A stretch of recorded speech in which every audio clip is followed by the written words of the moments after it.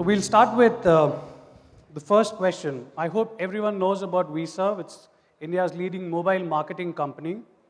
Recently raised funding of $11 million, totaling up to $18 billion in 3 rounds.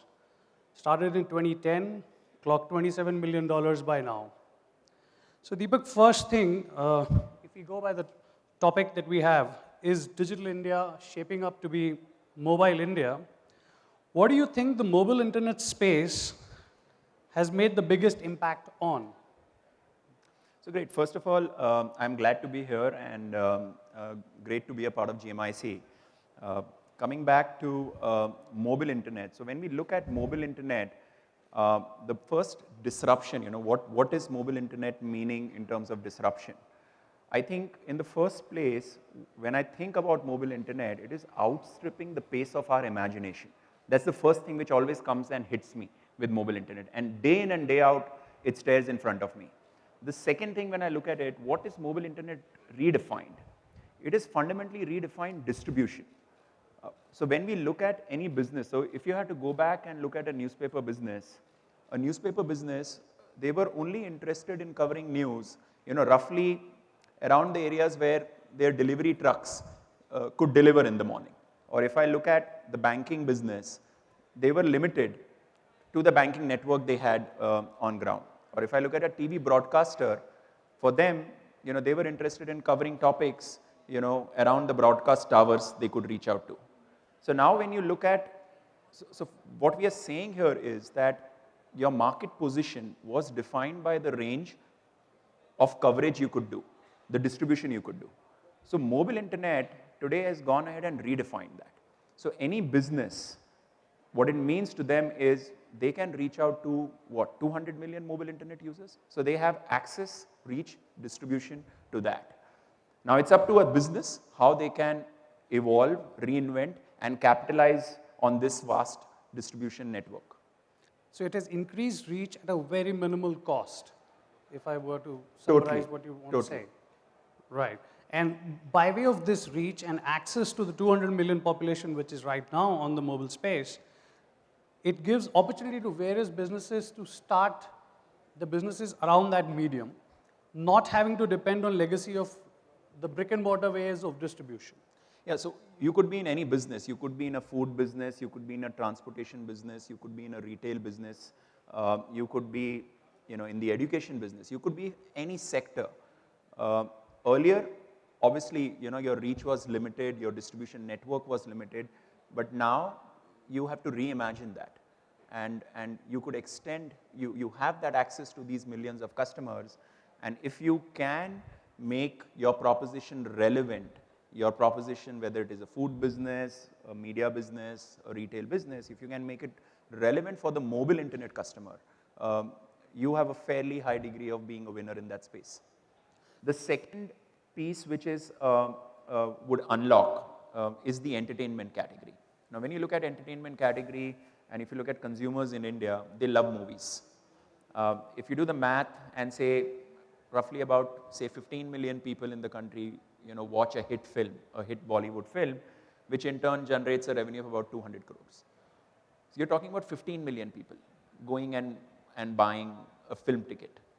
Now when you put that in context to mobile internet, how far are we from equal number of people going and basically buying a film on a smartphone? Okay, I think we are not very far off. You give it another 2 years, you will see numbers to the tune of anywhere between people from 5 million to 10 million people going ahead and watching their favorite film or buying their favorite film on mobile devices. So if I am a producer and I'm distributing through multiplexes or I do my theatrical release, what is my next best option? What's the second screen? Is television going to be my second screen or mobile going to be my second screen? Very clearly, I see that you'll already see in the next 12 to 18 months, people going out and choosing mobile as the second screen over television and pushing television down to the third screen. Especially when the 4G comes to play, where bandwidth becomes commoditized, cheaper enough. Absolutely. You could watch full-length movies without interruption and at cheaper cost. Correct. So there is a need. Yeah, what is coming in the way is superior connectivity. Right. Okay, and once that gets resolved, the consumer has a huge appetite to go ahead and buy this, and that will be a very different market again. And with TVs turning smart, you could actually buy that movie and flash it again on the television screen. Totally. So the screen limitation gets, I mean, that limitation is moved out. I'm buying a movie on a website. I can watch it on the television, the smart TV, or on my mobile screen. Absolutely. So that's where the disruption could come into play. There is one more category which I think no one speaks about that much right now, is the education space, the e-learning space. There again, we will see a shift from e-learning to m-learning. Today, I was reading some reports and we found that by 2017 or by 2018, countries like India, China, Indonesia, Brazil, these will be the top buyers of mobile learning products and services. And so that's again one more category which will play out in the mobile space. More so in the personal tuition space, is it? Yeah, absolutely. So there is a self-paced learning, Self-learning modules. self-learning module which is there. And clearly there are many companies in the e-learning space today, and they would not miss out on this huge opportunity of having this captive audience and capitalize on it. So we have a Tutor Vista, which is catering to personal coaching and tutoring to people outside. You're saying that there could be companies within India for Indians capturing this space. I'm sure already we're seeing some of the companies in India already very popular when it comes to their mobile app downloads. And I have not personally experienced that, but I'm very bullish on that segment because their audience is there on those devices. The audience is there, and people are already doing e-learning through desktops. So it's about customizing products for the mobile app ecosystem. So if I were to look at it today, mobile phone is a device. So if I look at all kinds of devices around me, whether it is my watch, whether it is my car, whether it's my fridge or my washing machine, I think the phone is the only device which is a smart device today. Also, it's a personal device. Yeah. It will be interesting to see how other devices which are personal in that category will go ahead and become smart. So how will my watch, I know there are attempts right now in the market about watches getting smart, but still it's not reached that inflection point where there is mass adoption on that. So as these devices become smarter around us and they start competing with the phone, so for example, if my refrigerator becomes smart, and we are a business which is a mobile-led food business, obviously there is going to be disruption to that food business, because now consumers can go ahead and order their grocery or their food needs, from the fridge itself. So that would mean that poses a threat and an opportunity, clearly. So how to take advantage of that? So the key there is, if any business, you can't tell that you're a mobile business. Today you are a media business, or you are a food business, or you're a commerce business. How are you leveraging, devices around you?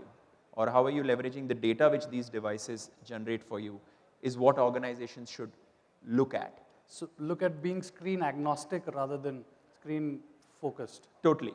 So when you look at screen agnostic, so if I were to say talking about us as a media business, are we a mobile ads business? What do we tell ourselves?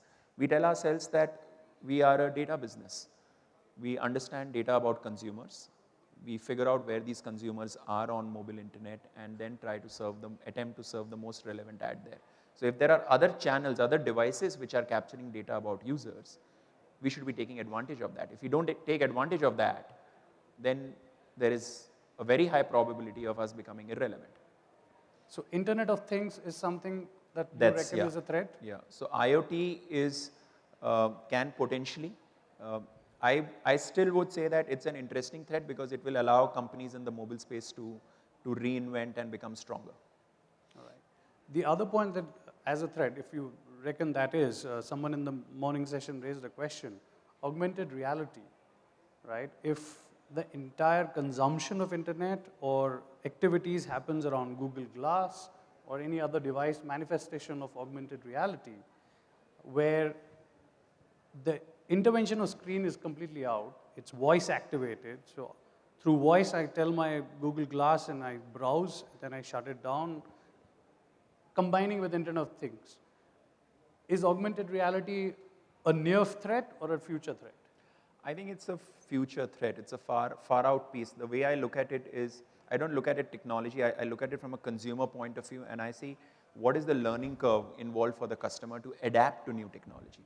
Phones always existed in our lives.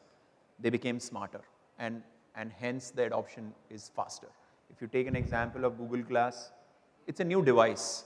The moment a new device comes into the lives of the customer, there is a whole process of learning that experience, tackling that experience, and then taking advantage of that. So anything which is a new device, I don't consider that as an immediate threat in any shape and form. But if your existing device becomes smarter, those are brilliant opportunities. So you reckon the race is still on this? Today, Digital India for you translates very much into Mobile India. Capture the opportunity that it presents now. Don't be desktop first, but be mobile first, very clearly from what I hear, right? Any other thought that you would want to leave our audience with? See, I think very simple. When I know that the country is running a huge campaign around Digital India, and I think that should be replaced with Mobile India, not Digital India. Don't get confused. Just be very clear that it is Mobile India, it's not Digital India. That's one.